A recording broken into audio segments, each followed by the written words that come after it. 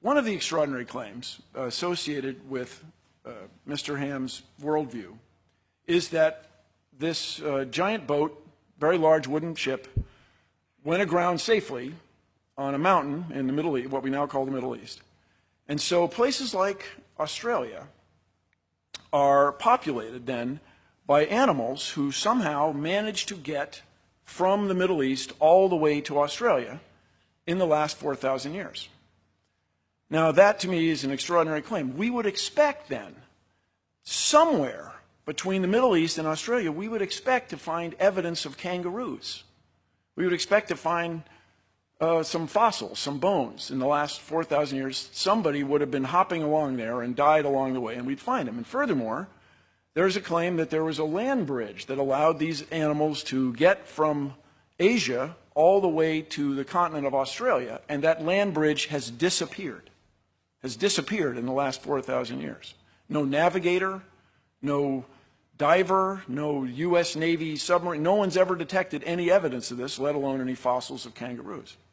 So your expectation is not met. It doesn't seem to hold up. So let's see, if there are 4,000 years since Ken Ham's flood, and let's say, as he said many times, there are 7,000 kinds. Today, the very, very lowest estimate is that there are about 8.7 million species.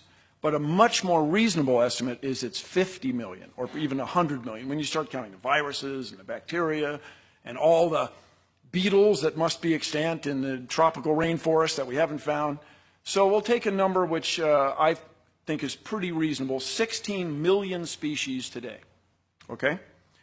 If these came from 7,000 kinds, let's say we have 7,000 subtracted from 15 million, that's 15,993. We have 4,000 years, we have 365 and a quarter days a year. We would expect to find 11 new species every day. So you'd go out into your yard, you wouldn't just find a different bird, a new bird, you'd find a different kind of bird, a whole new species of bird every day, a new species of fish, a new species of organisms you can't see, and so on. I mean, this would be enormous news. The last 4,000 years, people would have seen these changes among us. So the Cincinnati Enquirer, I imagine, would carry a column right next to the weather report. Today's new species, and it would list these 11 every day. But we see no evidence of that. There's no evidence of these species. There just simply isn't enough time. Now, as you may know, I was graduated from engineering school, and I got a job at Boeing. I worked on 747s. Okay, everybody relax. I was very well supervised. Everything's fine. There's a tube in the 747 I kind of think of as my tube. But that aside, I traveled the highways of Washington State quite a bit. I was a young guy. I had a motorcycle. I used to go mountain climbing in Washington State, Oregon. And you can drive along and find these enormous boulders on top of the ground. Enormous rocks, huge, sitting on top of the ground.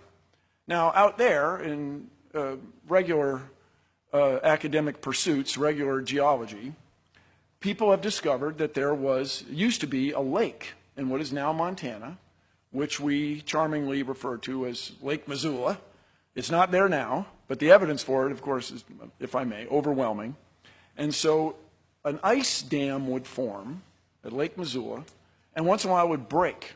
It would build up and break. And there were multiple floods in my old state of Washington State. And just before we go on, let me just say, go Seahawks. That was very gratifying. Very gratifying for me. Anyway, you drive along the road, and there are these rocks. So if, as is asserted here at this facility, that the heavier rocks would sink to the bottom during a flood event, the big rocks, and especially their shape, instead of aerodynamic, the hydrodynamic, the water-changing shape, as water flows past. You'd expect them to sink to the bottom. But here are these enormous rocks right on the surface, and there's no shortage of them. If you go driving in Washington State or Oregon, they're readily available. So how could those be there if the Earth is just 4,000 years old? How could they be there if this one flood caused that?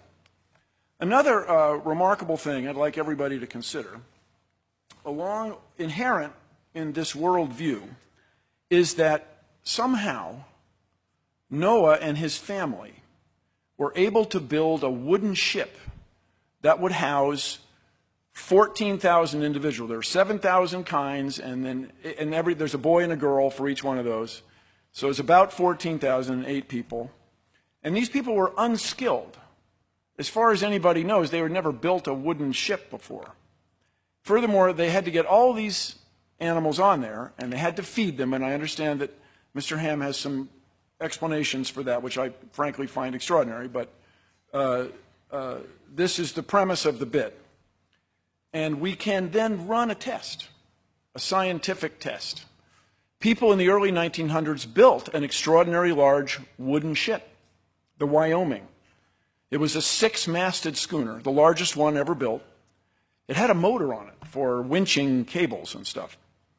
But this boat had a great difficulty. It was not as big as the Titanic, but it was a very long ship.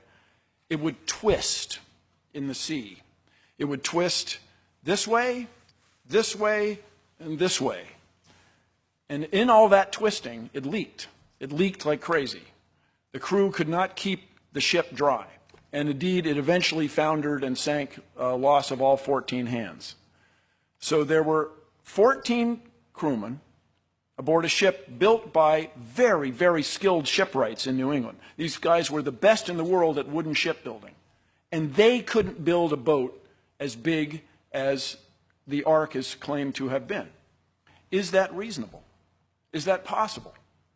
That the best shipbuilders in the world couldn't do what 8 unskilled people, men and their wives, were